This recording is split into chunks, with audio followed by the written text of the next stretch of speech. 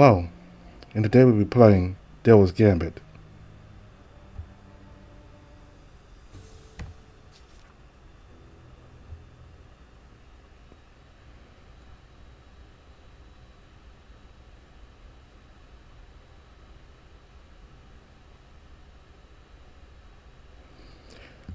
No one recalls seeing the carrots arriving in town, nor a stranger riding on the back of a beast. He simply showed up in Orwell's nest a few days after the hazel leaf was discovered. He introduced himself as Silvareth, paid a hefty sum in gold without a care for his fellow dragon's questions, asked to see everything on the menu. It's a wonder nobody saw him arriving in town. You really can't miss him. A dragon about as tall as Orwell, but with twice the presence. He has a hardened look and keeps his shoulders held high up. And then there's that assy smell about him, only barely covered by incense and that peculiar mane. That last feature spoke of a mixed heritage, judging from his fangs and the shape of his molars. I figured that he most likely carried lion blood.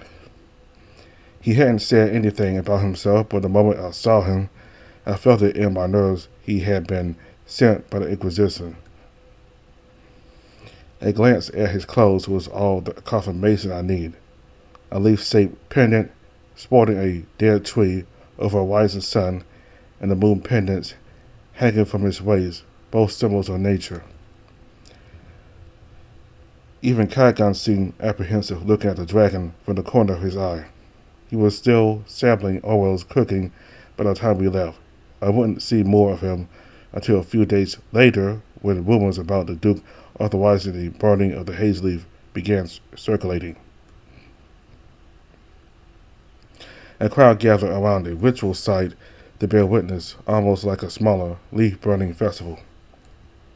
But instead of demons dancing around the bonfire, I arrived to find Silvareth standing in front of the ruins, head lifted and his hands joined in prayer.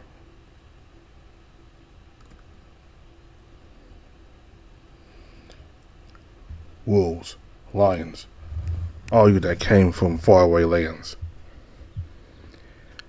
I ask you, what makes a demon? They run in opposition to nature, yes, they are soul-stealing fiends. But more crucially, a demon cannot lie. For instance, he points at a scrawny wolf in the crowd, a small grin forming in his mouth. The smaller man looks around, his ears lowered. You there. You would beat me in an arm wrestling contest. Even a lie this obvious and petty, a demon would be unable to tell. The hazel leaf weaves with indifference as the dragon falls to his knees, raising his hands up to the skies. In his palms I see the glint of a gold coin. The heart is a most peculiar thing, so delicate, yet no matter how you lacerate it, it will always bind itself with some new hope or goal.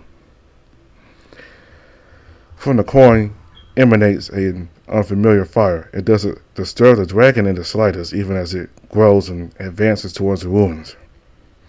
It is not passionate nor just, but simply a purifying flame made to consume everything that is an affront to nature.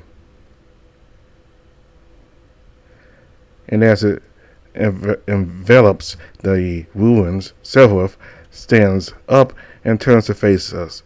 His body is mostly a silhouette in front of the inferno.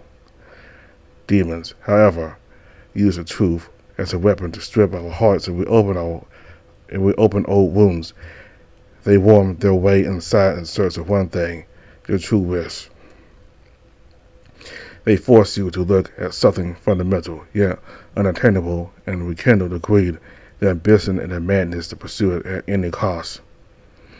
They promise that, no matter how impossible, destructive, or selfish your wish may be, they can make it a reality, even particularly if it means subverting nature.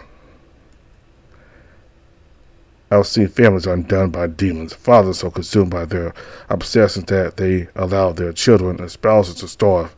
I've seen. He is calm and collected even as the fire rages behind him, but he hesitates. His features are darkened, impossible to read, but the way his voice falters feels genuine. I'll see a mother who wished for her child to never grow. When they protested and tried to escape, she returned them to the womb from whence they came. Not even the children are spared of a demon's temptations. Those are by far the most disturbing cases. A child's single truth can be naive and deranged, unassuming, and yet terribly cruel all at once. Their wishes are the most fearsome of all. Demons strip away the innocent lies, the selfless kindness, the sense of right and wrong that upholds a community. Their so-called truth is a brutalizing force that destroys all else. That, my brothers and sisters, is why demons cannot lie, and why their promises of truth ought to be feared. He pauses and looks at each man, woman, and child in the crowd. Even with my attempt at remaining discreet, I feel his gaze boring at me. One day, this too will become a legend. Anywhere else, this tale will be buried and forgotten, but Wanai isn't quite like that, isn't it? This land is marked by stories of demons and their exploits. After all,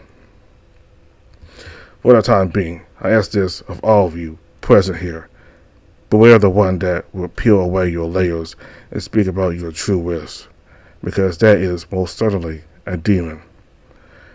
And look after those of you who can't tear their eyes away from the truth, for they are the most vulnerable to the evil prowling your town. As the flame burns the haze leaf to ashes, I can't help but think of how gentle it looks, almost like a caress or a hug.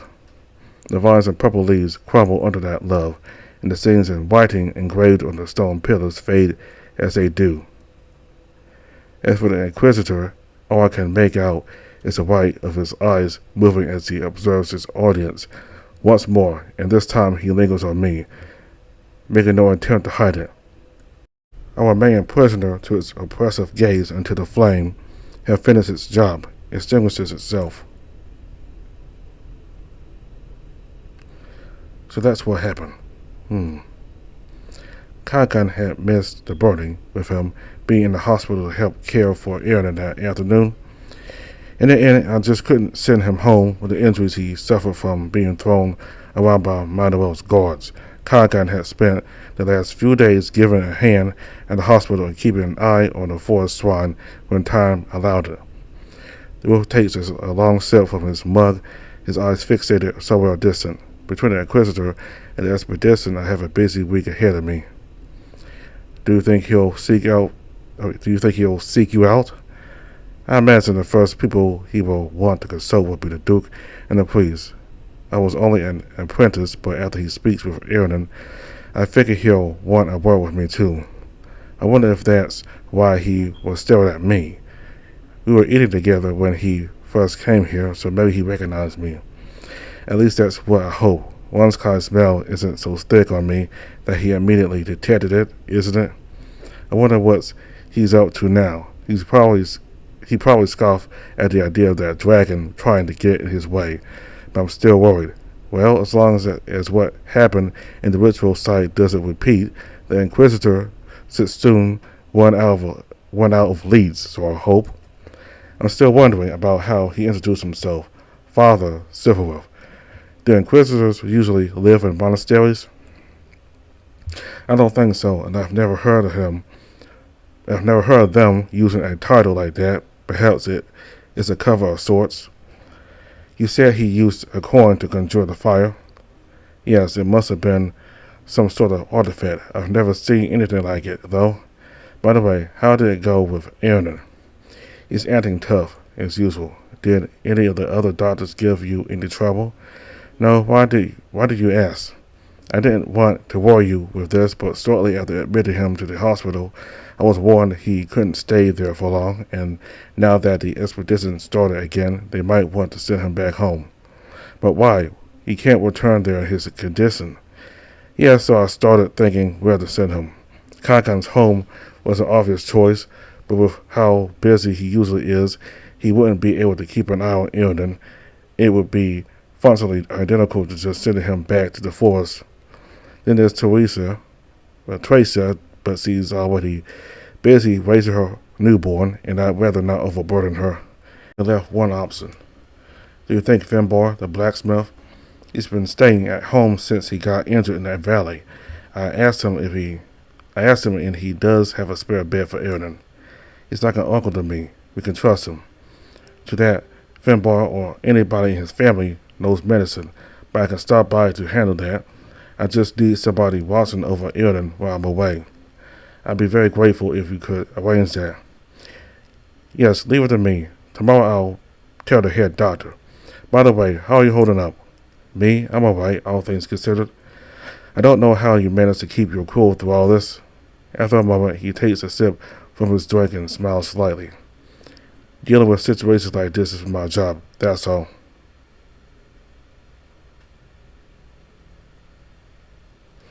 As I'm approaching the Baron and the hospital comes into view, so does a carriage halted right in front of it. One of those tall lion guards is carrying a crate from it and into the building. I'm curious about what he's doing, but quickly that feeling is overridden by panic. I hope the guards aren't coming into the main ward. I can't imagine the old wolf would react well to seeing him there. Much to my relief, upon reaching the reception, I see the lion's been dropping the boxes right there. He's currently talking to the head doctor, his hand on a pile of 3 crates. This is all. His Grace sincerely wishes it would be useful to you. Thank you. We will take care of it from here. With a bow, the guard excuses himself and goes outside. Not long after, I hear the beasts outside grunting and the carriage's wheels squeezing as they begin to turn. Good morning, sir. Good morning, Hector. Even as I greet him, the old lion's wary gaze is settled on the pile of crates. I tilt my head at it too, curious. Did His Grace consider it appropriate to send us more supplies or equipment, perhaps? You could say that. This is his father's lab equipment. I wasn't aware he'd send us this until the carriage arrived earlier today. Although, much like me, Dad used to travel with his own tools. The Duke's mansion was much better equipped for research. Many afternoons he spent cooped up in Leopoldino's laboratory as he tried to find an explanation for Kagan's condition. A child like me wasn't allowed there, naturally. Oh, I'm sure it'll be of use. The head doctor's smile betrays some apprehension. This isn't a research facility, and Leopoldino's scientific interest went beyond medicine. We'll have to go through this to see what is actually of use to us. It may have not borne fruit, but Dad worked hard to understand Kagan's condition back then. Even now, I haven't stopped thinking about it myself. Manuel said it was a sleeping disorder and that the anomalous prismalium readings were likely caused by something else, but what exactly? No matter how many details I recall, nothing comes to mind that could explain that. All I know is that it wasn't Dad doing something wrong, and I don't say it merely because I'm his son. When we first arrived at the mansion, Dad had a private audience with Leopoldino. When he examined Kagan later that day, he said the Duke was correct about what Kagan's prismalium readings would look like. Leopoldino did have some interest in medicine, but as the head doctor said, he was no doctor. Hell, I'm not sure if he was a researcher. All I've heard is that he used to hire people to do that part for him. So he knew that much about Kagan before Dad arrived, and somebody else must have examined him beforehand. The prismalium readings after Kagan fainted sought Dad. Yes, but that is the sort of phenomenon one doesn't fully grasp until laying his eyes on it. Being a proper doctor now, I figured he suspected Leopoldino was exaggerating, or, like Manuel, that somebody committed a mistake during previous examinations. That would have been my first guess. And I just can't imagine Dad was Leopoldino's first choice. My younger self couldn't put it into words, but it always seemed strange the Duke would hire us. Leopoldino learned about Dad from one of his wealthy clients putting in a good word for him. But why would the Duke rely on a doctor from some badger town rather than on his lying friends? But if he did hire his friends at first and only trusted to Dad once they failed, then it would make sense. Then there's what Kagan said when we first met. We were in that desolate corridor of the mansion. He opened his arms, inviting me to observe our surroundings and proclaimed demons had scared away the people living there. And now that I'm recalling it again, I can't help but think there was a sinister meaning behind those words. It's not that Wanskai was involved. He would have mentioned demons to spook me regardless, but maybe there were more people in the mansion, and something did happen to make them go away. And those could have been the doctor. And those could have been the doctors who studied him before Dad. Damn it! The old Kagan would be so satisfied he knew his prank is causing me a headache so many years later. In any case, I'm certain other people studied him with similar results. I'm not convinced by Manuel's explanation as long as the Persmilium readings remain a mystery.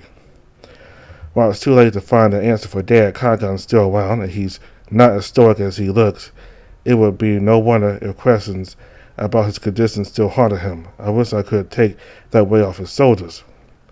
But I don't know if I'll ever be able to. The truth behind the psychical lethargy has invaded me for so long that I'm not sure it's even within my reach. Whatever is in these crates is unlikely to change that, but maybe it can give me some closure instead. Do you need help unpacking these, sir? I can volunteer. The lion closes his eyes. Paulo can handle it. Don't concern yourself with it.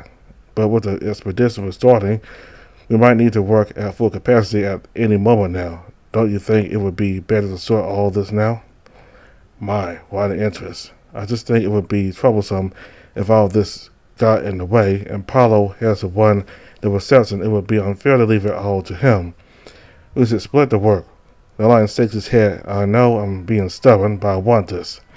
Very well. I'll allow it, since your job has been nothing short of exemplary so far. I trust you will not neglect your usual duties, understood? Yes, sir. One more thing, sir. It's about Aaron, the wolf I brought the other day. Is he ready to head back home? No, but I'll see he's transferred somewhere more appropriate for his continuing recovery. I just need a little more time to finish accommodations. Tomorrow it should all be ready. Very well. I'll leave it in your hands. After stopping by Aaron's bed, only to find him sound asleep, I helped Paulo move the crates to one of the unoccupied wards. I picked one each to start digging through it. The first thing that sticks out to me is the smell. Musty and slightly humid. It's like this crate has been sealed and left to sit in some dark basement for a long time. I'm not too sure what I'll find. While Leopoldino did conduct some medical research that was far from his main interest, and the earth helpers or anything to go by, he cared much more about finding ways to grow more crops. And once I remove the crate's lid, I see my suspicions are confirmed. Empty pot seeds and dead plants inside flasks, cattle, and anatomical charts. Manuel just wanted to get rid of all this, didn't he? I don't see how any of it would be helpful in the hospital. However, as I dig deeper, I find some interesting things. Glass bottles, torches, knives, prismalium crystals, and even brewing equipment. Perhaps the same one Dad used all those years ago. It does so some age. How many days did Dad spend in front of these glass vials, scratching his head as he attempted to understand Kagan's condition? Perhaps he looked out the window and see us playing outside as he was in the middle of work. I wonder what Kagan was to Dad. Did he see him as a poor child, a patient, or an object of... I thought I was being slick back then, that he didn't notice me slipping out of our room to spend a night with Kagan, but maybe he did and simply allowed it. Was he happy that I found a friend in him?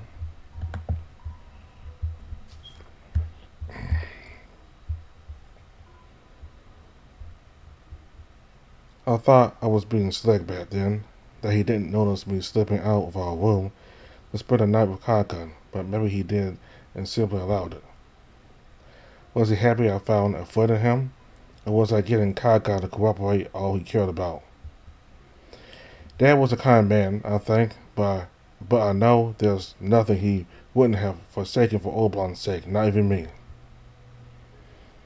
But are you any better, Hector? Didn't you forget all about Congon and jump into that demon's arms just a few weeks ago? It serves you right that the haze leaf appeared there and caught the Inquisition's attention. I may have tried to forget, but now I know that I just can't. It doesn't matter what one sky offers me or how I try to justify it. The moment Congon gives me the slightest hint of want, the tiniest ember, everything I put away breaks it. Knowing that he surely kept all his research written down somewhere. Let's see.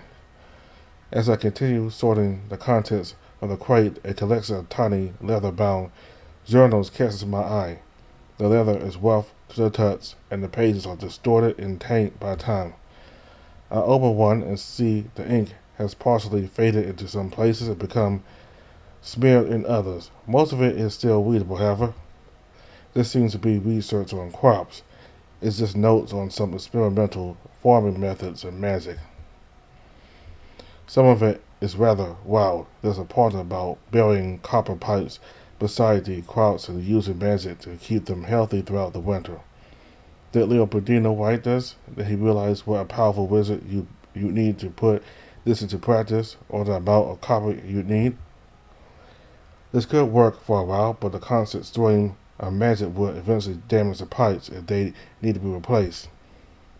As I skimmed the book, I noticed the handwriting changing. It seems this was penned by several different authors. Then I suddenly stopped at a certain page. On it are the schematics for an Earth helper, or at least what seems like an early iteration of one. A small stake that uses a modified prismalium crystal as its core. Once it's buried, so only the tip is sticking out, the user infuses it with magic to make it perform a predetermined spell. It's difficult to learn to use, but incredibly powerful for such a small artifact Leopoldino's legacy given form.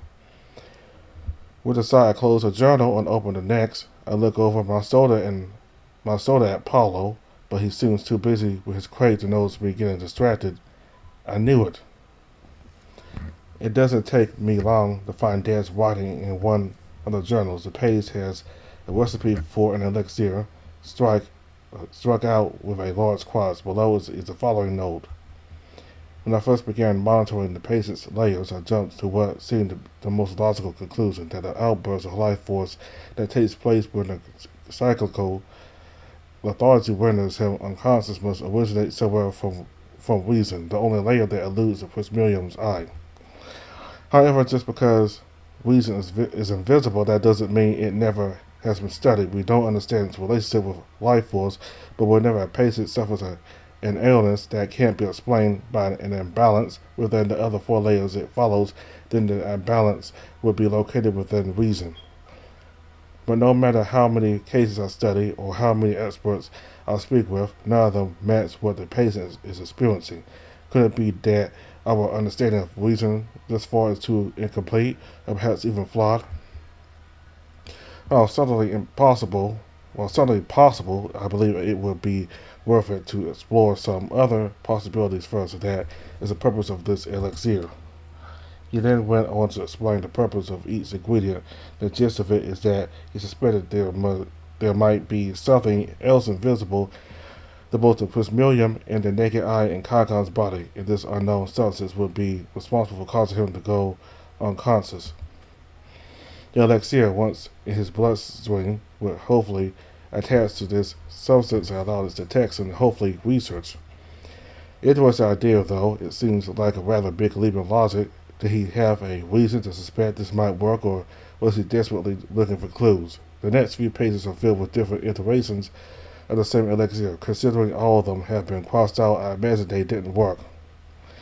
If I'm right about Kagon being examined by other doctors before Dad, then I began flipping the pages backward, paying close attention to any changes to the writing. It's then that I see it, a page penned by another hand.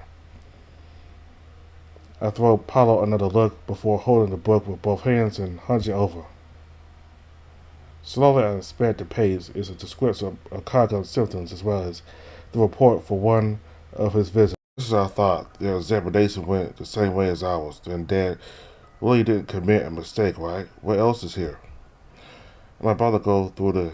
I'm about to go to the next page, but my eyes stop at a name near the beginning of the report. It says that it's the subject's name, but that doesn't make any sense.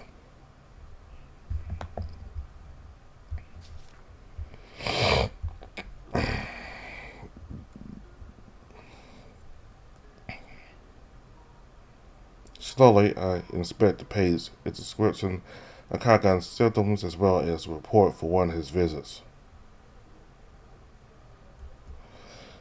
Just as I thought, their examination went the same way as ours. Then Dad really didn't commit a mistake, right? What else is here?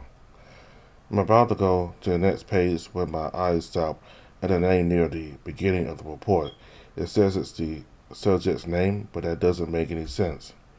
Squinting, I read the report from the beginning this time. Immediately, my heart began slowing down until I could swear it stopped entirely. What is this? Subject 7. Name, Bedelia. Species wolf. Sex female, age 37. The subject suffers from loss of consciousness, seemingly at a fixed time of day. While it is unconscious, the life force within its body runs rampant. However, no further symptoms manifest. Attempts to forcefully wake up the subject has been useless. It always regains consciousness around an hour later. A change has arisen in this particular subject. The rate at which it loses consciousness is accelerated, rendering it unconscious 2 times a day. The rate has accelerated again. Further observation is needed to determine the new cycle. Again, additionally, psychological changes are taking place in the subject's body. Please consult its personal record for details. And then, written by a different hand, is this: the subject has expired. Autopsy not possible. I frantically start flipping through the book. Every few pages is another name, a familiar description of symptoms that concluded with the same final note. But why is this here? Why is Dad writing in this book too? What was he not telling me? And just as suddenly, I stop as I reach the profile of Subject 11. Subject 11. Name, Kagan. Species, wolf. Age 14. Subject 11. Kagan. Wolf 14. I repeat it under my breath, yet it's so loud to my ears it drowns out every other thought and sound. My whispers turn into a chorus, which then chants out. Subject 11. Kagan. Wolf 14. I give the pillow a good couple of squeezes before laying it on the bed. One final glance at the room, I nod and walk up to the window. It's a sunny day today, and only a few wolves walk the roadside. It couldn't be a better time to find evening in.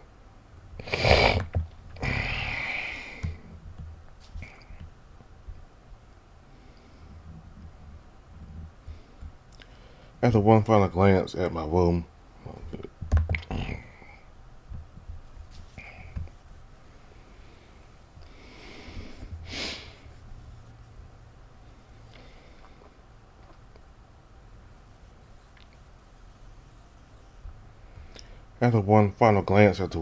I nod and walk up to the window. It's a sunny day today, and only a few wolves walk the road outside. It couldn't be a better time to bring evening in. I stop to look at my reflection in the glass. It looks terrible compared to the beautiful day outside. I barely got a wink of sleep last night. Kagan, for once, didn't look so well himself. I wonder if Silvareth has already begun hounding him, or if Manuel made him run some errand last night, most likely the former. He noticed my poor state, but I told him I had pulled a muscle moving the crates last night, and that the pain had kept me up the better part of the night. I'm not sure he believed me, but at least he didn't press further. It didn't cross my mind to just mention the book, but would that have been a good idea? Do I truly want to dig up what might be his worst memories? What little I can gather of the story told by that list of patients is horrible. I don't want to make him relive that, but that's far from the only thing disturbing me. I exit into Finbar's workshop, wiping my hands. Everything looks perfect. I'll be bringing Aaron in a few minutes, if that's all right. Of course, Hector. As long as you read another chapter of my novel, that is. So I can spare a moment once I'm back, although I get the feeling that Aaron will take over me as your reader while he's here. You can count on it. But still, to think old Aaron is back, if only it was under happier circumstances. Are you two friends? No, but for most of my life, he was always at the Swan, you know? He was sort of like a neighbor. My children used to be terrified of him when they were little, though. Not following his proceeds as exile then. I take a deep breath, letting my next words stew in my mind until I feel ready to utter them. It's a tragedy what happened to the other priest. It's no wonder he resisted coming back to town for so long. Finbar chokes at the mention of the other priest and then clears his throat. Yes, well, nobody knows what happened to them. Some think the Duke had to do with their disappearance, but we aren't sure. I was worried about you and your father back then. You can't imagine the relief the first time I saw you coming back from...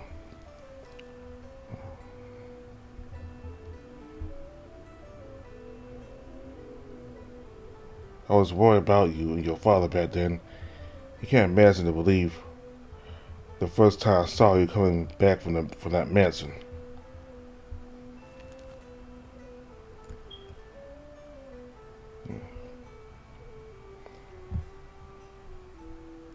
And did any of the others return? Finbar looks confused at first, but when he catches the meaning of my words, he lowers his face with a frown that makes him seem that much older.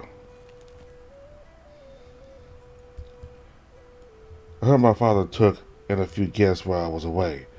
That's what Manuel had said the time I asked him if his father had taken a child under his roof. I thought he was mistaken about there being more people, but now I know he must have been talking about Kagan and his parents, but they couldn't have been the only ones. There were just too many people in that book. And Kagan's the only one that made it back. And didn't see anybody else. I know, Hector. Your dad said the same thing. Did he? Sorry, I don't remember. Oh, we didn't talk about it in front of you, but yes, I did ask him to keep an eye out for the missing people or any clue at least, but he came back empty-handed. But I guess I'm not too surprised he eventually told you about this. That's how you found out, right? Did something happen for you to bring this up now? His voice carries curiosity, concern, and a little hint of hope. However, I shake my head. No, I was just thinking out loud. I'm sorry for mentioning something so unpleasant. I'll go get Aaron now. The bell ringing as I open the door drowns out his words, but I don't look back. I cross my arms and glare at the ground. As I walk towards the hospital, I feel wrong, as though there's something perverse slithering inside my veins, running circles in my body. Dad said the same thing. I didn't see anybody but Kagan in the mansion sewer. And while I never had access to Lil Budino's laboratory, I seriously doubt they were keeping records. I seriously doubt they were keeping dozens of wolves captured there. But he must have seen that book, right? Lil Budino must have given it to him the day we arrived. I'm sure of it. That must have been where he learned about Kagan's condition. Why didn't he tell Finbar about the people mentioned there? What else was he hiding from him? And from me? What were we really doing in that mansion? Why did all those people die? Where did their bodies end up, and why was an autopsy not possible? Let's be rational, Hector. Perhaps Lil Budino caught wind of the rare disease and quarantined the infected in his mansion. But then why all the secrecy? Why did he not tell that to the townspeople? Besides, no one ever mentioned an outbreak of some disease here. That's not something people forgot. That's not something people forget about easily. Oblong would know. As I arrived at the hospital, I tried to calm my breathing and the shaking in my hands. Keep it together, Hector, at least until Erden is relocated. I entered the reception to be met with a most unexpected view. All the other doctors and nurses, all my co-workers, silently waiting there. Some of them were sitting down, but most leaning against a wall, looking towards the main ward. Every once in a while, Paolo looks at me and then points at the door. I swallow saliva step by step, get closer to it. The doorknob feels so cold as I grip it. I worry it might leave a cut across my hand. The main ward is empty except for Erna's bed. There he is, sitting on his bed, both hands on his lap, but he's not alone.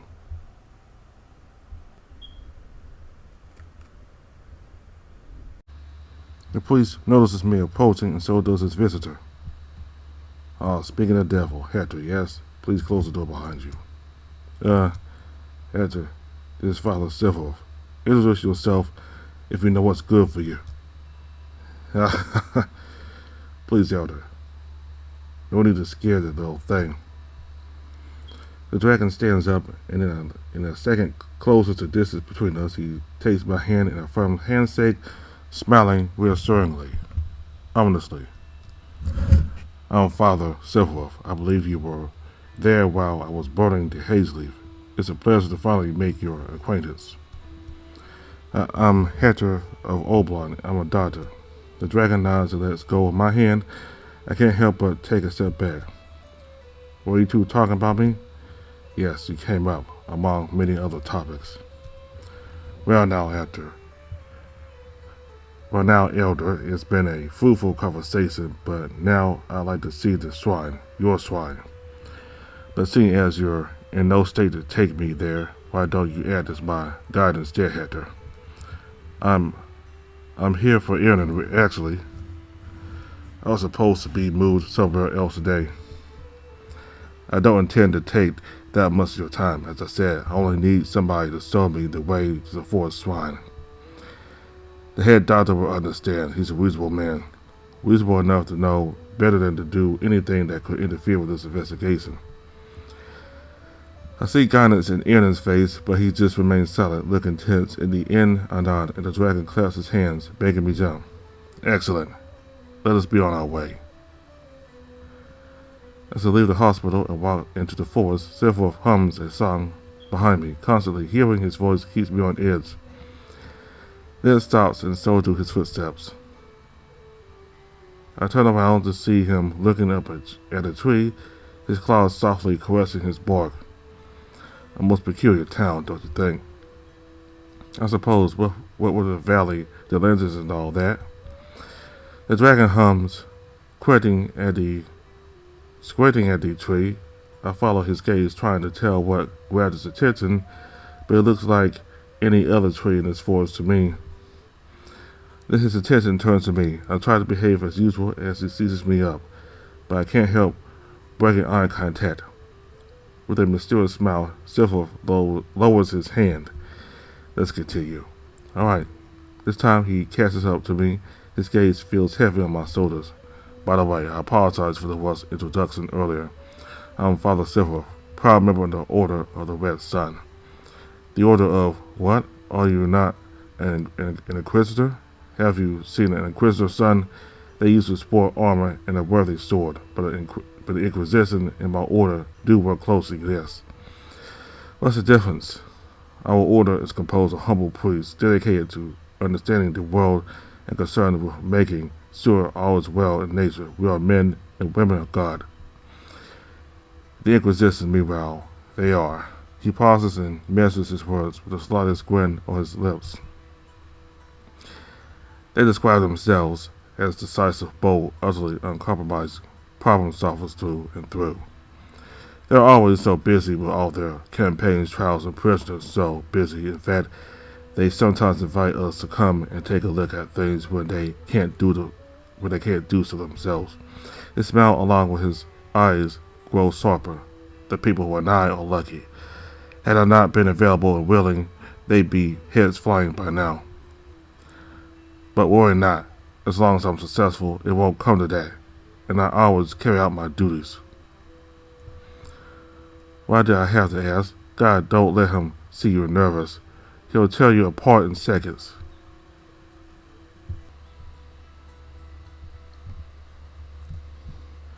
In any case, Oblon, I passed through there. Small, beautiful village.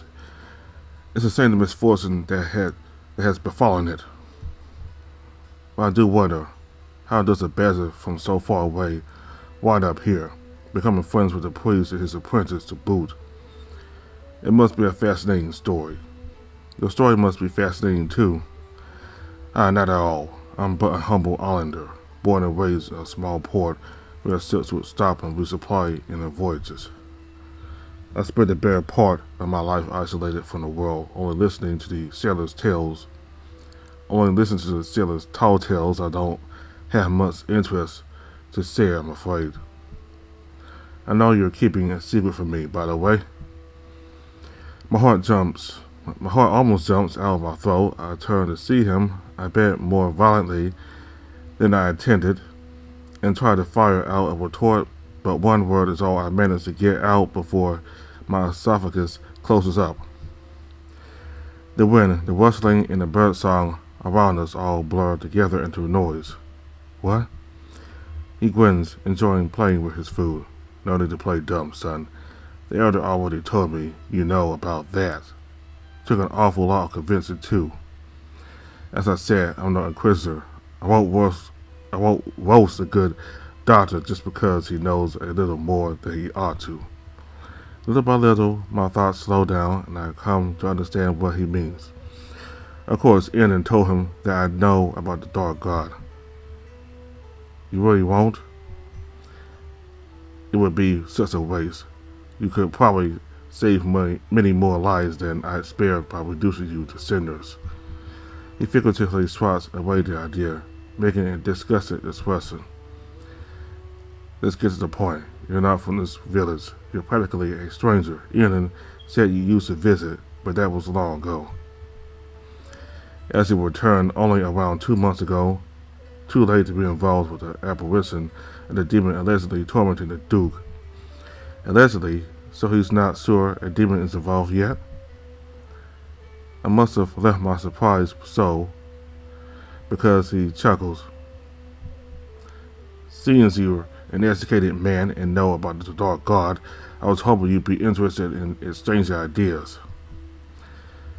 There's something fishy about this demon story, and I'm hoping a different perspective will clear things up. He says he doesn't suspect me, but he might just be trying to get my guard down. That said, refusing to talk won't make me any less suspicious. Either way, I better play along. If I choose the right words, I might get some information out of him, rather than the other way around. I'm not sure I'll be much help, but I can try. I just want your opinion. Perhaps you'll catch a detail I didn't. First, let's go over the facts. What I'm investigating is a haze leaf that appeared in those ruins. It is an undeniable sign of a dark god stealing its sleep, but how that happened is still a mystery. The popular theory is that a demon did it. It's what the Duke believes, isn't it? Indeed, it's almost like he's been taken in by the fervor with which the wolves tell their legends. But there haven't been demons in Renai for centuries. So, you are a skeptic, eh? I heard the Inquisition already investigated this town before, and that's the conclusion they came to. Yes, but how did the haze leaf show up at the ruins then? Wouldn't that be because of the Duke's party? It's possible, but then why is there no haze leaf or any corruption between the valley and those ruins? The amphitheater is pretty far from the valley. I suppose it is strange for the haze leaf to pop up so close to town where there's no obvious corruption anywhere in between. I don't know, maybe somebody brought some haze leaf all the way there from the valley. That would raise a bunch of other questions, but I doubt it's what happened. When you work in this field for long enough, you'll learn a pest like the haze leaf isn't something you can just plant anywhere and it'll grow. Nature has means to defend itself. No, it needs a vector through which to break into nature, or to be close to corrupted ground. That only leaves the demon explanation then. If a demon went there and performed some perverse ritual, all the pieces would fit, yes, except, if you were a demon, here or I, and the Duke was trying to break into your territory, what would you do? I'd drive them out, I guess.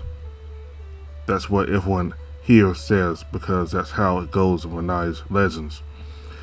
Remember, however, these are the same legends they sealed the Dark God away with. They are a mockery, a satire. A demon, the real deal, would be quite amicable to the Duke. Demons weaponize the truth, and he yearns for that more than an entitled scientist. He'd be a great target. Anything the Dark God grants him, he'd try to make it his and spread it all over the world, like with those silly glasses. He points to the prismalium glasses on my belt. Why, a real demon would use their finest flattery and lead him straight into the valley's heart, which is why it puzzles me that we have this expedition that just can't succeed, and the Duke claiming a demon is tormenting him. The breeze suddenly turns, shaking the top of the trees and cooling the inside of my ears. This is when I has an unusual relationship with his demons. Its last remaining demon has an unusual relationship with his Dark God. Well, am I mistaken?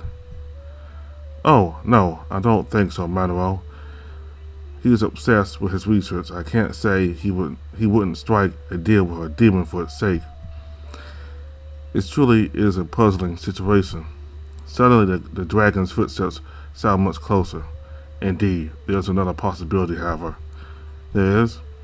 Whether there's somebody besides the Duke with greater potential to empower the Dark God. Somebody we've overlooked, for they are ordinary under any circumstances. It would make sense for the demon to reach out for that person instead, don't you agree? Is he trying to imply that's why I am? No. How could I be any more dangerous than the Duke? It's absurd. That is quite a leap in logic. Of course, again, I'm just throwing ideas. It doesn't mean anything, I assure you. But now you see the conundrum I find myself in. I have two hypotheses, but neither fits perfectly.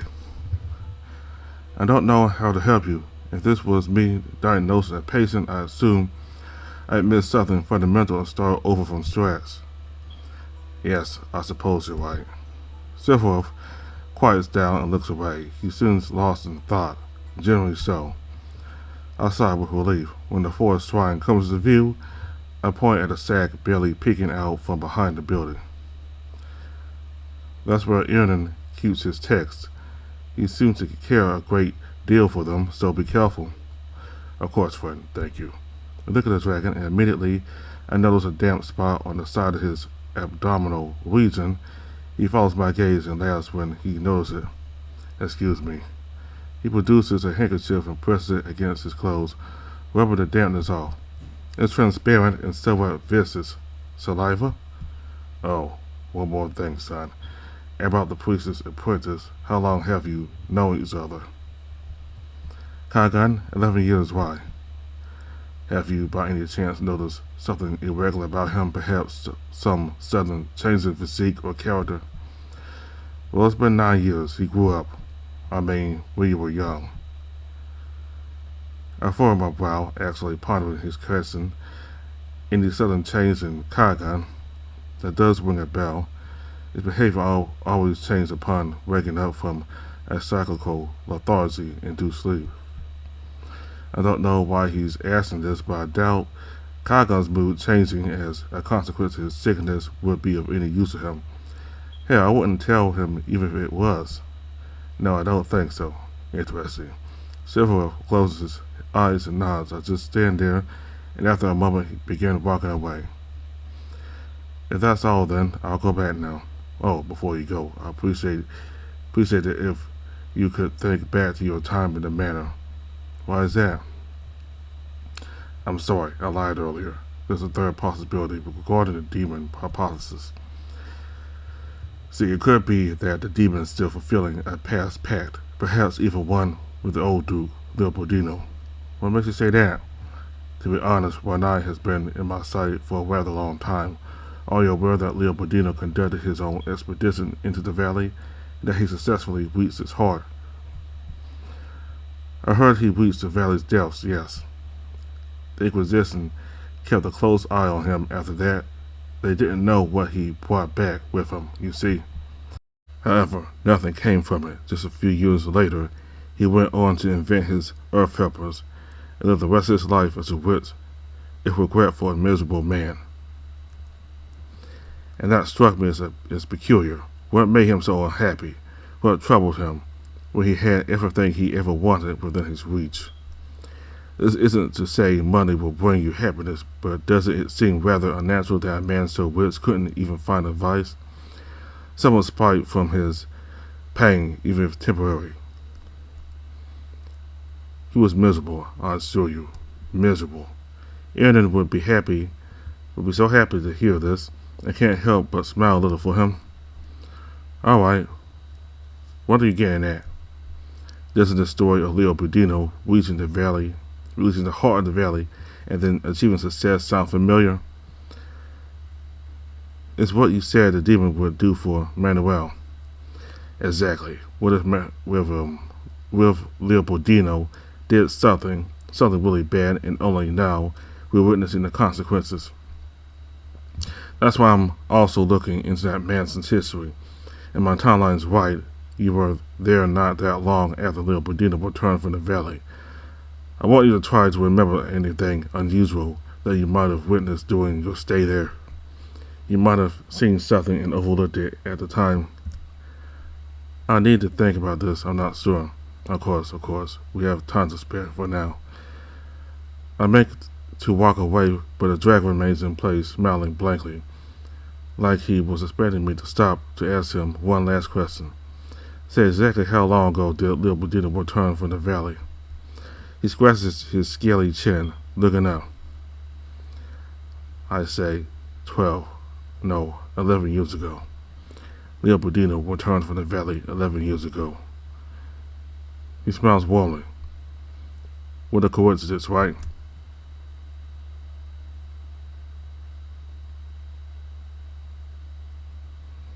It is dark. The voices of the patrons downstairs have vanished, replaced by the occasional gusts hitting the window, and the flame softly dancing inside my lamp. I'm sitting on the desk, pen in hand, tapping the piece of paper before me. It's never easy writing to Aunt Nora, but now I'm totally stumped. Where do I even begin untangling the mess that is my head? How do I explain to her now there's an inquisitor in town? No, maybe it would be better to omit that matter altogether. Same with Wanskai, obviously. Let's see then. I've reconnected with Kagan. I helped make the cure for an endemic snake bite. I'm helping Fanboy write a novel. But even when I come up with ideas, my hand is frozen in place, and I can't put any of them into words. And they don't linger for long, either, as my mind returns to what Silvareth said. 11 years ago, I met Kangan, but also Leopoldino successfully reached the heart of the valley. It might be a coincidence, but I can't stop thinking about it. And then there's the matter of the missing people, too. It doesn't matter how much I try, I can't remember anything regarding that. Whatever happened, I doubt it was related to Wanskai, as Silvareth thinks, but what did Dad do? What was his part in all of this? I started putting the pen down and rubbing my temples. And Orwell had mentioned the Duke having this museum back when I was looking into Ranai's demons. I thought it would be a waste of time, even more so after I visited Erden.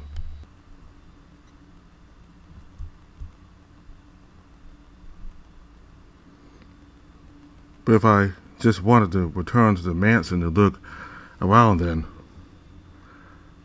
I opened my eyes, and after some deliberation my hands jumped to action. Am I being a fool, blindly plunging myself into these depths when I know in my heart of hearts that whatever I find will be too terrible to bear? That is, if I find anything at all. It's been so long that any hint of whatever might have happened is likely long gone.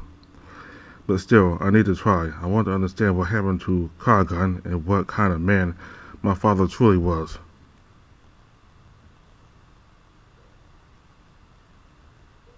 We set out before the break of dawn, when there is not a single pair of eyes to witness us. The birds are quiet, the trees still, the sleepers' elders dare not to come out. Afraid of the chill, even the beasts of burden stay back, sleeping on the stable's floor. We do not look back as the homes and streets disappear behind us. As Renai's embers fade, we have for company only the comfort of Teresa's shirt. I follow the old signs deep into the woods, edging ever closer to the valley's threshold. Oddly shaped blocks and unassuming tree carvings lead away from the beaten path towards a ravine. The one safe path down is visible only if you look at it from the right angle. At the bottom of the chasm runs an old creek. I walk upstream, eyes always looking for small stacks of rocks. They lead me towards a path hidden by vegetation out to the other side of the ravine.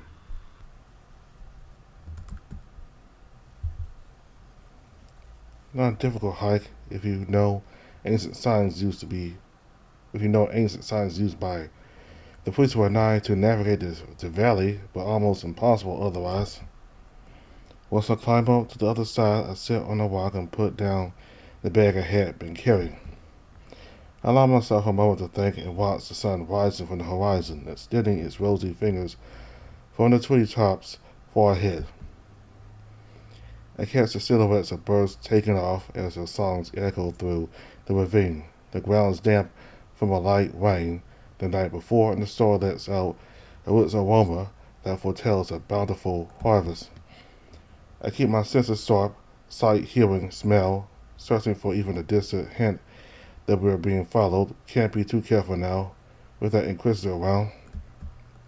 The wind howls as it bounds through the ravine, and the birds here, unaccustomed to hunters, sing louder than anywhere else or nigh. In moments like these, it's easy to believe that this world is at peace. I let down my hands, shaking chilly. Even if winter is so far, the walk calmed them down, but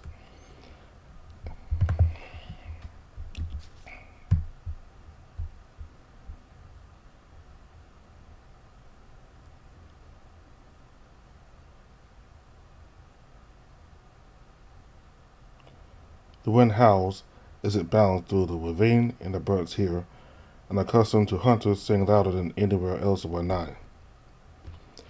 In moments like these, it's easy to believe that this world is at peace. I let down my hands, shaking, chilly, even if winter is so far.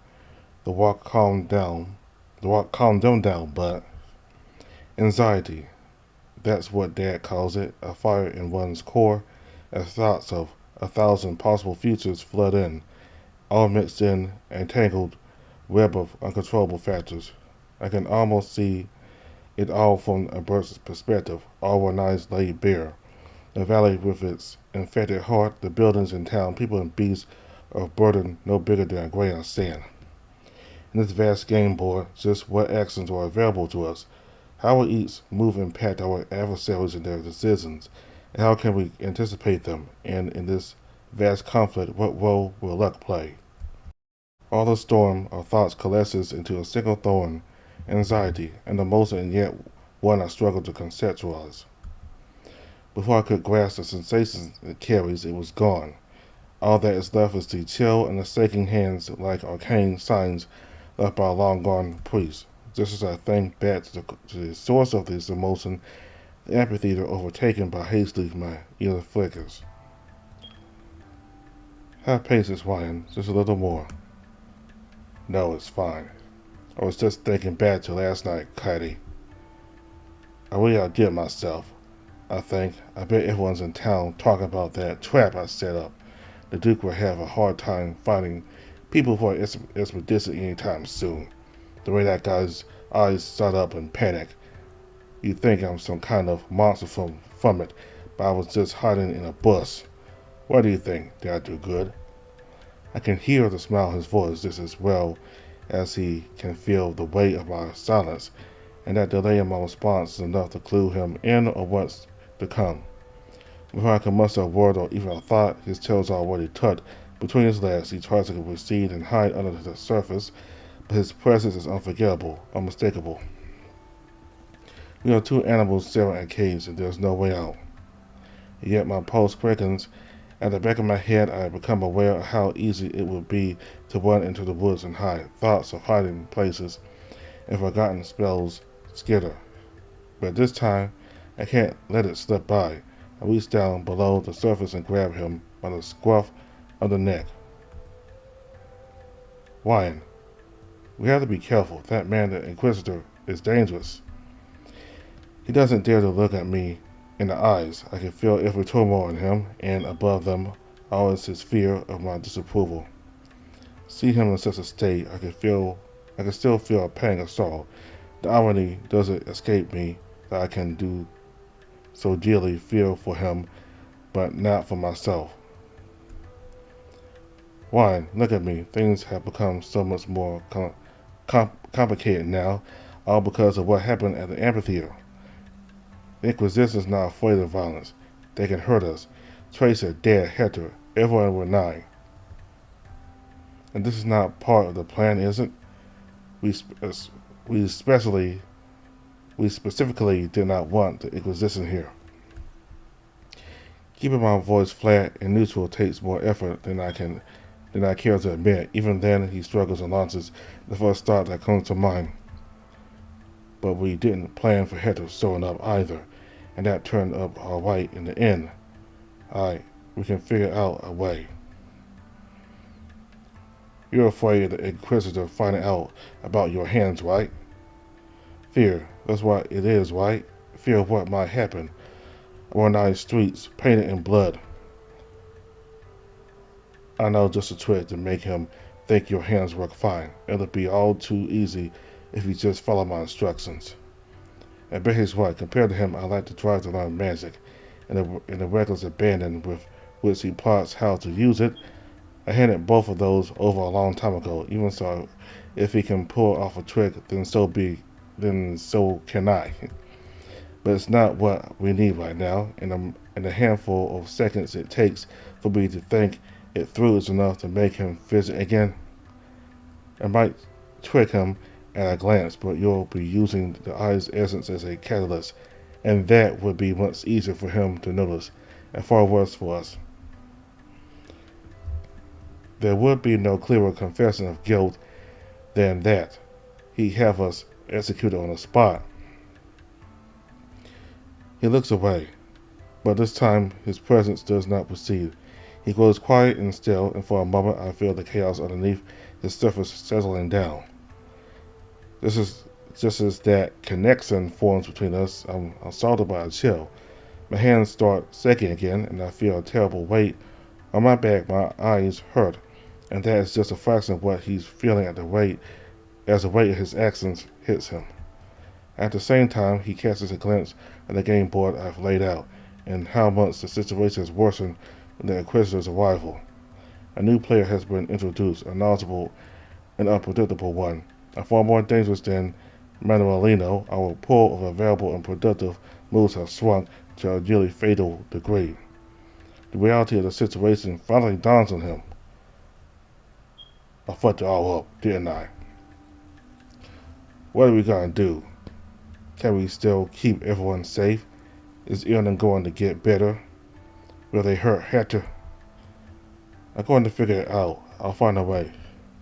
My voice comes out flat, clear, fearless. That's how he sees me, and that belief alone is enough to soften his turmoil. Enough wrestling, let's move on. I give the ravine one last look, confirming we weren't followed, and set off. Walking lets me push away all those dark thoughts and focus on the moment.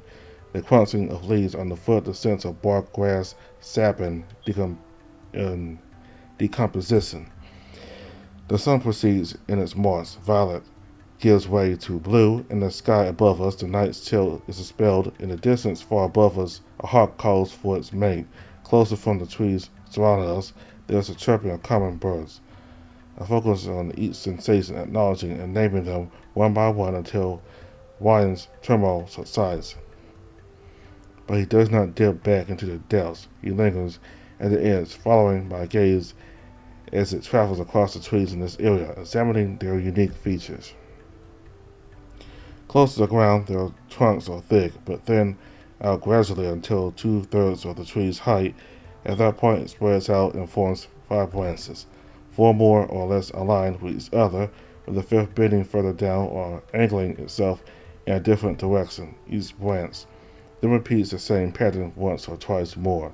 The leaves it produces have 5 large veins. Again, 4 more or less parallel to each other, with a 5th aberrant one.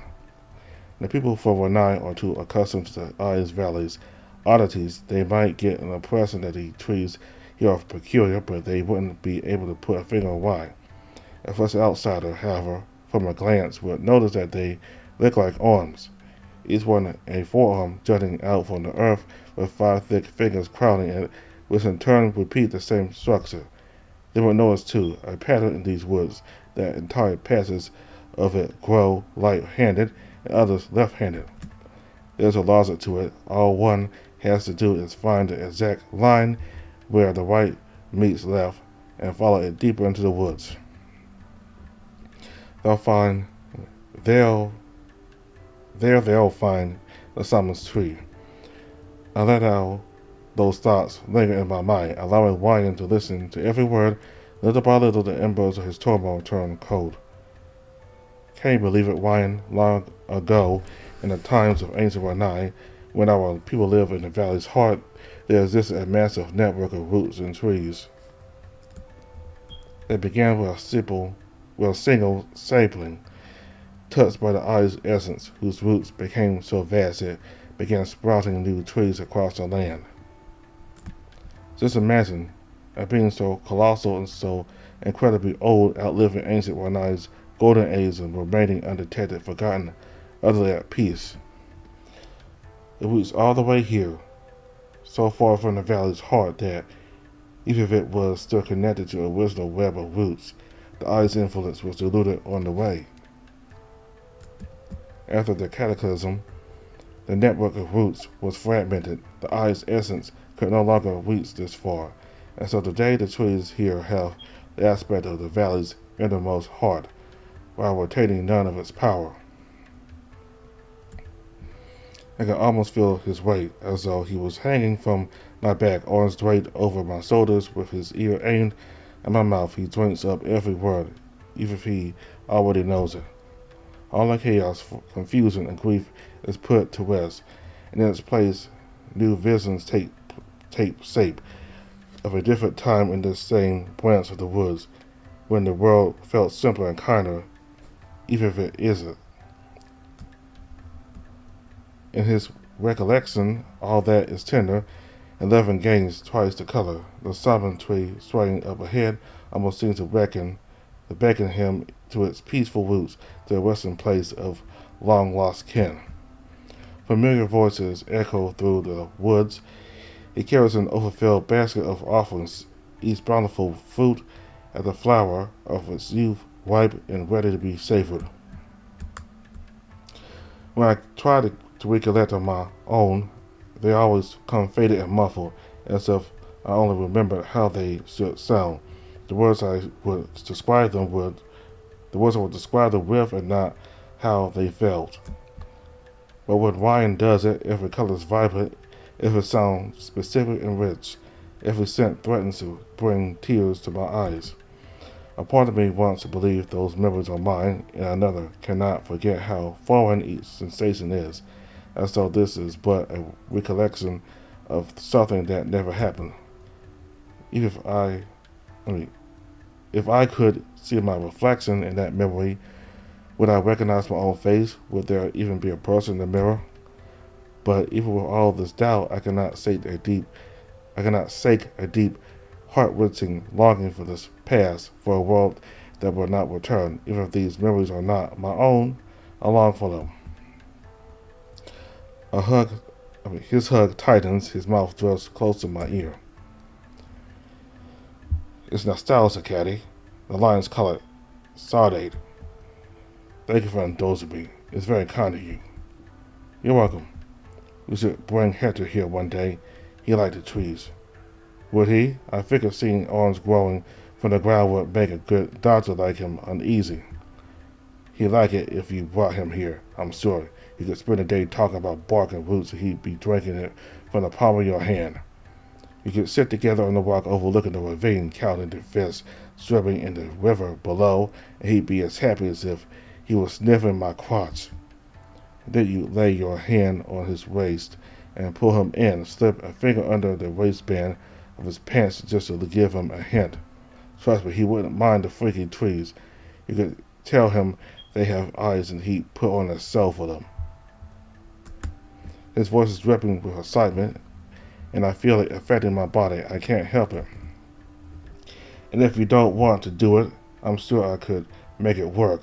I could show him the trees and spread it in a way he'd enjoy. How about this? What if they really were the arms of colossal creatures from the valley? You know how it is back there. Beasts this large would look out of place. Or maybe they grew from the corpses of the enemies who tried to invade it. I bet the ancients weren't above entombing a poor fuck inside a living tree. You know how creative they were. As Wine lays out his ideas, I can't help but notice the reckless enthusiasm, how each link in the chain follows quickly to the next, with so little thought to consequences. Well, that is my fault, so I can understand the way he thinks, why he is this way, and how to treat him. I can cherish him. Yet, I can't help but feel an icy sort of weight stabbing me. As much as I understand him, I don't have to bow down and ignore the consequences. How bitter is it that, of all emotions, rage is the one that is still truly mine. Those are some fun ideas, but after what happened in the amphitheater, especially if we don't bring Hector to fuck on holy sites, there's no telling what will happen. Besides, it's disrespectful to the summons. His ears droop, and I swear I can feel his tail tucking in between my legs. I'm sorry. I won't do it again, and will use protection. Good. For amidst the trees, I catch a glimpse of it, a thicker, taller trunk, unlike any other in these woods. It is, in fact, a pair of intertwined trees, two arms spiraling together with their fingers interwoven. This single silent tree is the only one left outside the valley proper, and all the single-armed trunks in this part of the woods radiate from it. The back of the left hand, bursting with vibrant leaves, rests on the palm on the right. It bears a weight of 2, yet its lower position means its leaves struggle to reach as high. But what difference does it make when they originate from a single clump of overgrown roots? All the sustenance, all they have is seared. Besides, my true goal is not the tree. It's not the tree itself, but what lies beneath it. Deep down the cave entrance, on top of which the tree sprouted. We're here. O Summon Tree, welcome us into your dark embrace. The spirits, I know, must be observing us from the depths. Theirs is a mantle or saddle, the chill creeping up our spine comes from their touch. A gust of air blows from the crypt, damp but not stale. Even the humidity is sacred. The Summon Tree roots, reaching down to the depths of the world, drink the purest water that no artificial well could ever reach. How paradoxical is the eye's power. The corruptive influence that destroyed Ranai is the same that empowered a being to reach the quietest, most peaceful sea, war and peace made manifest.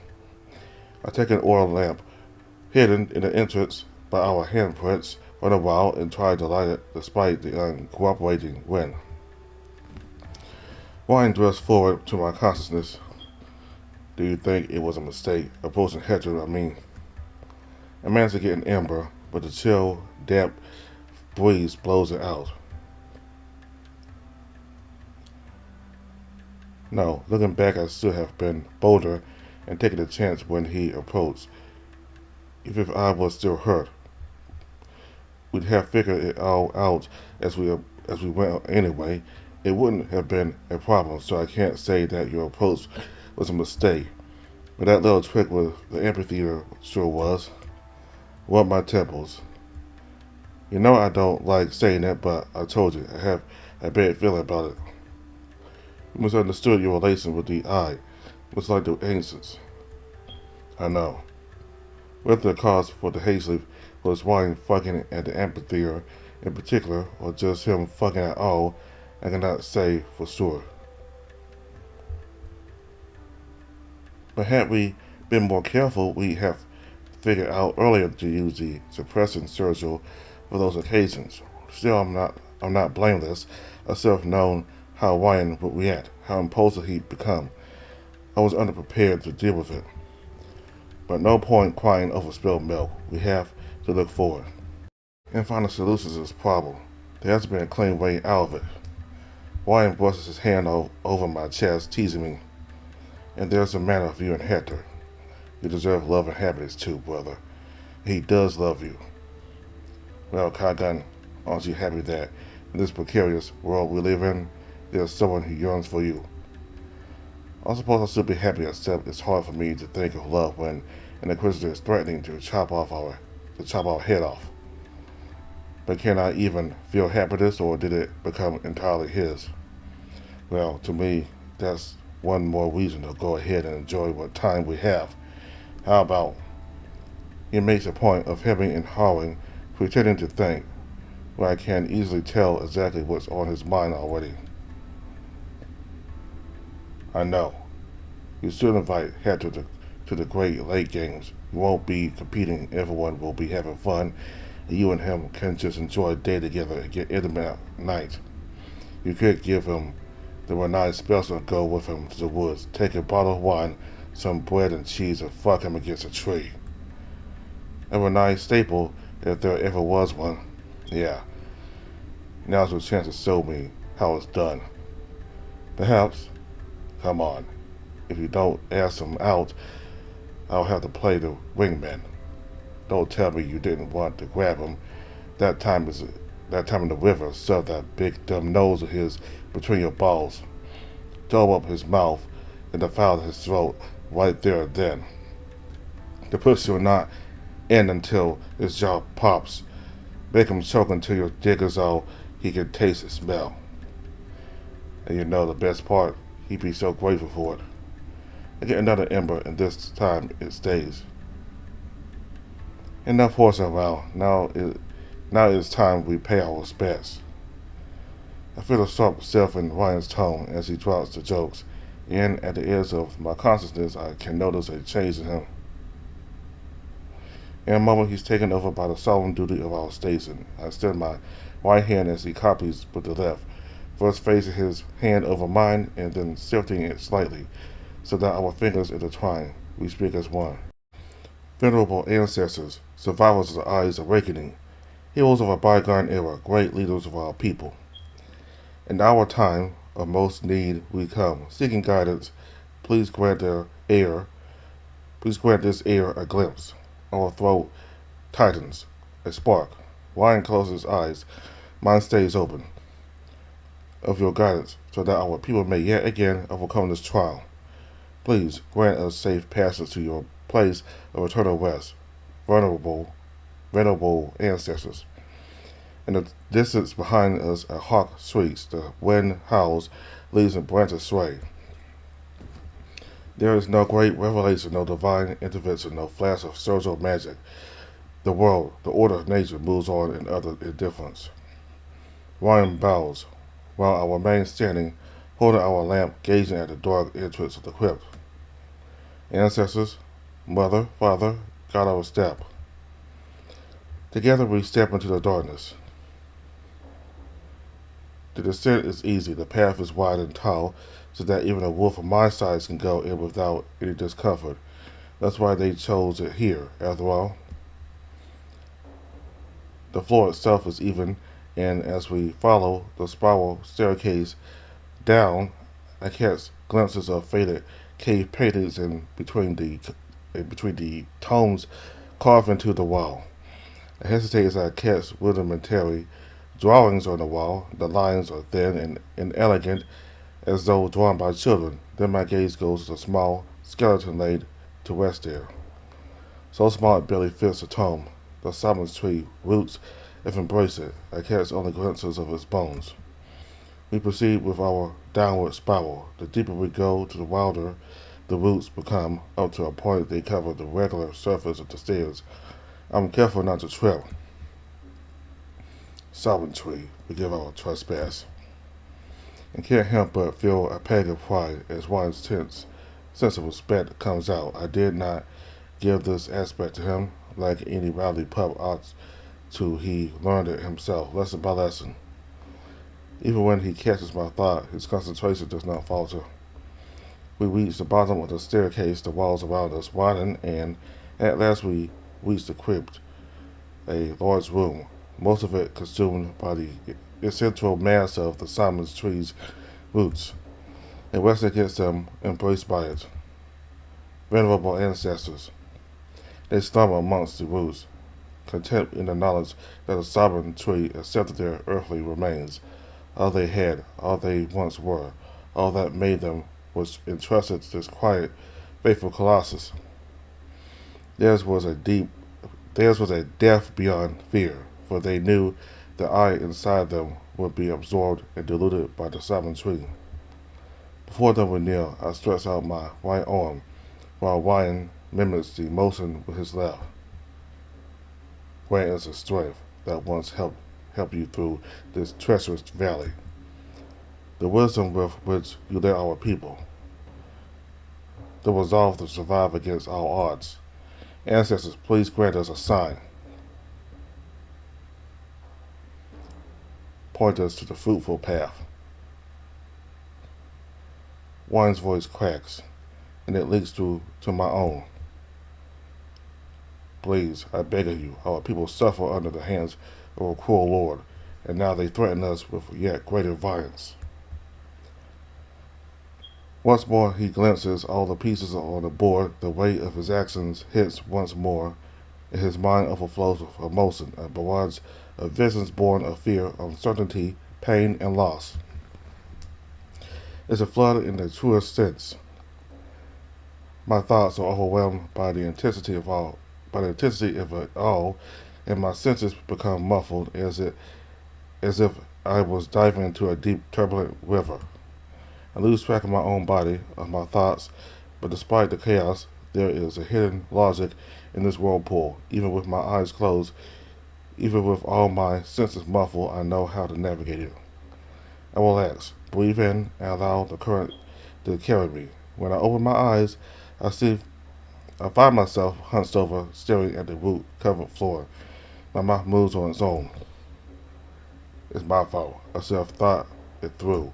For a moment, our thoughts truly come together, and we see it. One night, aflame, the streets bathed in blood, and the 6 silhouettes of the inquisitors moving across the streets. Every hollow emotion, every curse and wail, it all leaps out and bites onto us, maims the landscape of our mind. It is always like this. For a split second, as we hand control to each other, our thoughts and emotions mingle. We think as one, but it can never last. What is done cannot be undone. And that knowledge stains Wayne's mind. Bow rises to his throat, and his voice flows with regret, like I've never felt before. This is all my fault. He falters. His trunk leans down as though about to topple, but I will not allow it. Through sheer force of will, I wrench back control of our arm and grab our throat. Even if I do not control our mouth, I whisper in his ear. Peace, brother. You are a proud wolf of one eye. A true heir. You will not prostrate yourself in such a way. I pull his gaze to the remains of as of our predecessors.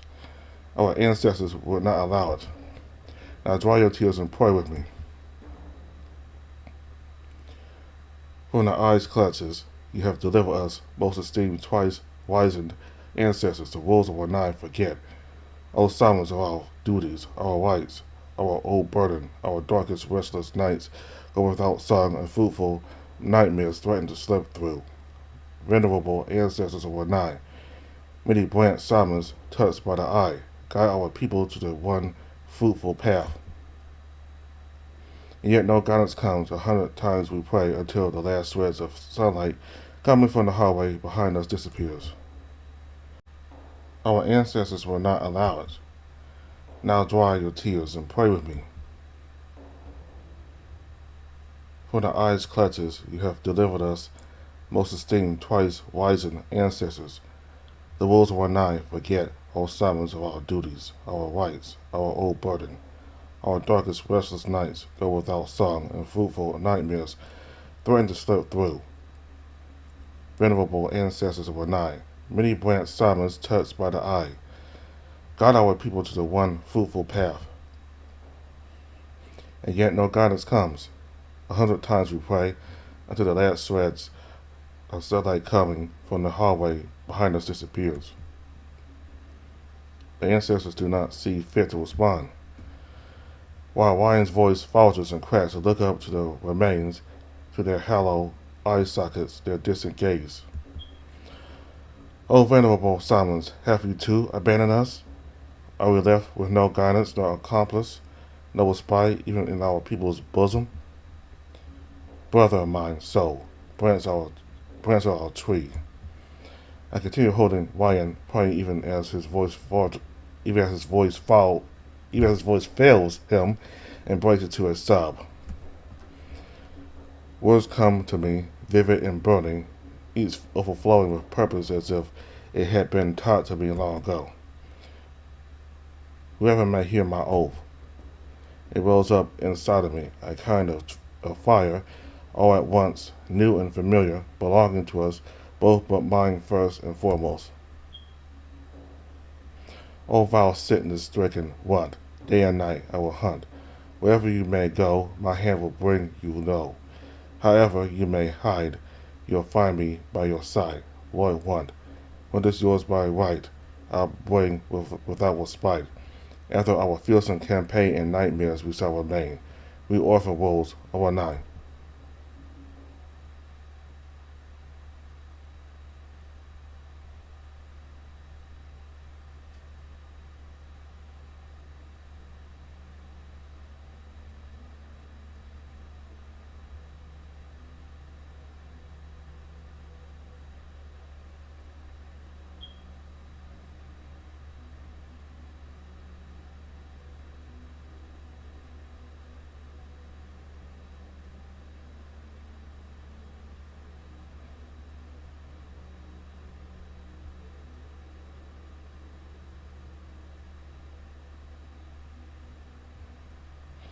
Thank you for playing Devil's Gambit. We hope you had a great time. If you enjoyed the game, please consider supporting us on Patreon. Patrons will get access to the latest builds before they go public on itch.io. You will get a free key to the game once it's completed and released. The higher tiers will receive other benefits like access to work in progress, art, streams, and more. Supporting us would help a lot, and that would allow us to really focus on delivering the best experience possible. If you enjoyed the game but can't support us on Patreon, please consider leaving a 5-star rating on itch and following our socials. You will find the links on the start screen now, so make sure to check them out. That's all for now. Hopefully you're looking forward to the next build. We know we are. Until later. Alright, so this demon that's with Kagan apparently is also one's Kai, but with Kagan he's on a different name. His name is Ryan when he's with Kagan, but when he's with Hector, he's one's Kai. With Kagan he's Ryan, With Hector, he's Juan's Kai. So and I noticed there's a difference in the way in the behavior of this demon, or Juan's Kai or Wyan. I think they're one. I'm assuming they're one because he made a mistake and having sex in the amphitheater, and apparently he didn't do it properly, and this is why there are hazeleaves growing in Renai. So that must have meant he was doing that sex with Hector. So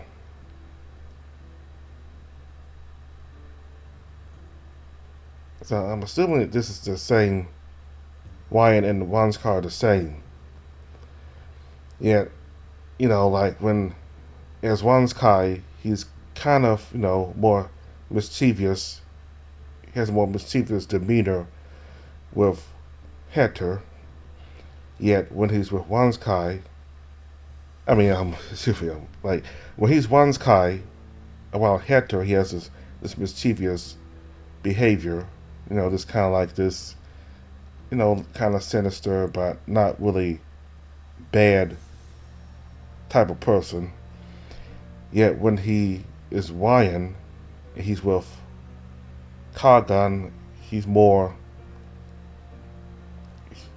definitely much more conciliatory and more.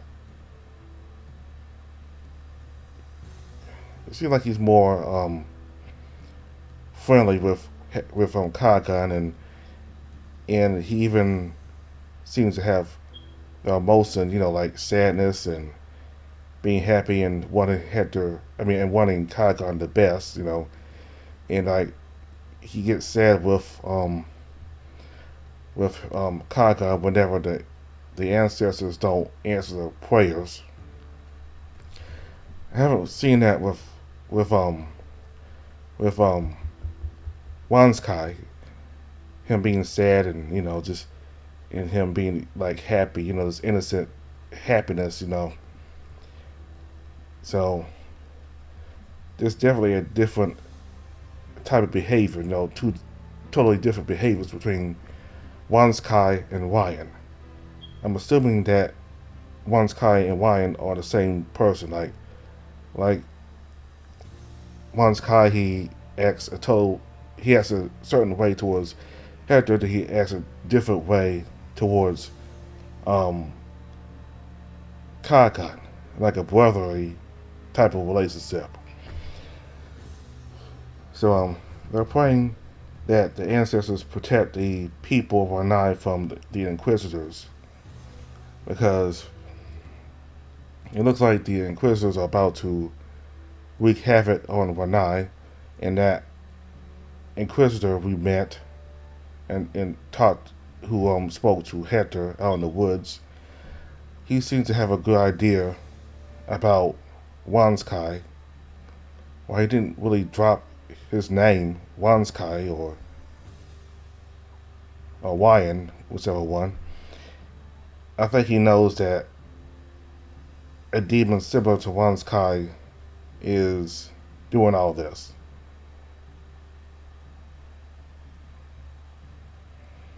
And he believes that it's probably the time for the Inquisition to act. So, he seems kind of friendly with Hector, but I would still be suspicious of him.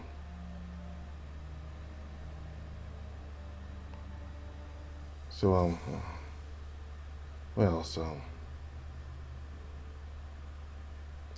yeah, a totally different behavior between Juan's Kai and Wyan.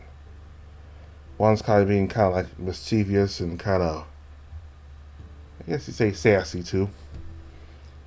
And the other one is more kind of like a brother, a very close brotherly relationship. with Kagan. That's me assuming that one's Kai and Ryan are one. But again, maybe they're two separate ones. I don't know. But I believe they're the same one. And I believe Kagan was. I believe the Kagan was the actual one doing the prayers. At least I believe that. But again, maybe Kagan was actually Kagan, but I'm just gonna assume for now that that actually was Kagan going to the this this site where the ancestors are resting. I mean, he is like the son of priests, so I strongly believe it is Kagan doing all that. I mean, his parents were priests, and I believe his their legacy was passed down to him, their son. All right, so we're getting close to the point where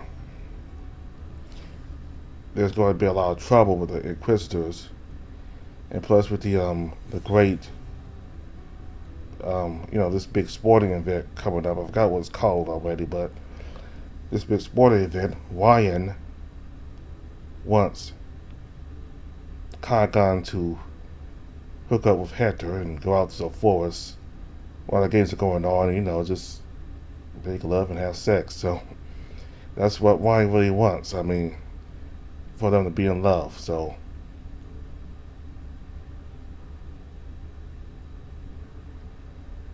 I guess these demons want the bad guys that we thought they would be early on in the VN. Because they walked alongside wolves in ancient Lanai. So I mean they're demons, but that doesn't necessarily make them evil spirits,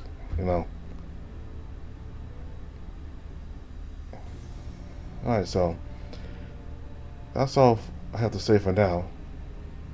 When the next update comes out, I'll have a video out for it. Thank you all very much for watching. Goodbye.